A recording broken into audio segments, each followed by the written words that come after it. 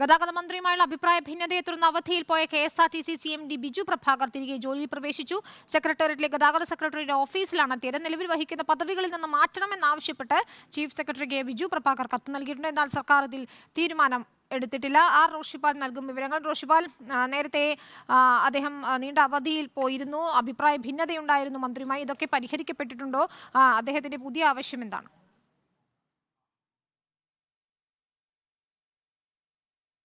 വിനീത, ഗതാഗത മന്ത്രി ചുമതലയേറ്റ ഗണേഷ് കുമാർ ചുമതലയേറ്റതിന് പിന്നാലെ തന്നെ അതൃപ്തി അറിയിച്ചുകൊണ്ട് പദവി ഒഴിയാനുള്ള സന്നദ്ധത അറിയിക്കുകയായിരുന്നു KSRTC CMDയും ഗതാഗത സെക്രട്ടറിയുമായ ബിജു പ്രഭാകർ. അത് പിന്നീട് ചീഫ് സെക്രട്ടറി എഴുത്തായി നൽകുകയായിരുന്നു. ഏതായാലും അതിന് പിന്നാലെ തന്നെ 2 ആഴ്ചത്തെ ഹ്രസ്വ അവധിയിലേക്ക് പ്രവേശിച്ചു.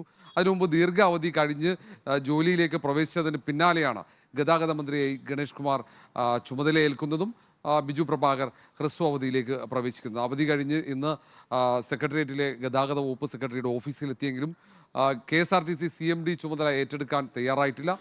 ഇനി ഈ പദവിയിൽ തുടരാൻ തനിക്ക് താല്പര്യമില്ലെന്ന് ചീഫ് സെക്രട്ടറി അറിയിച്ച ഒരു സാഹചര്യം കൂടിയുണ്ട്. എന്തായാലും ഈ കാര്യത്തിൽ സർക്കാരാണ് തീരുമാനമെടുക്കേണ്ടത്. തീരുമാനം വൈകുകയാണ്.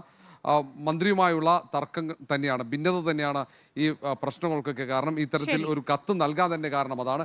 ഗതാഗത സെക്രട്ടറി പദവിയിൽ പോലും തനിക്ക് തുടരാൻ താല്പര്യമില്ല എന്നാണ് കത്തിൽ പറഞ്ഞിരിക്കുന്നത്. സർക്കാർ ഇപ്പോൾ ഇക്കാര്യം അംഗീകരിച്ചിട്ടില്ലെന്നാണ് ആർ റോഷിപാൽ റിപ്പോർട്ട് ചെയ്യുന്നത്.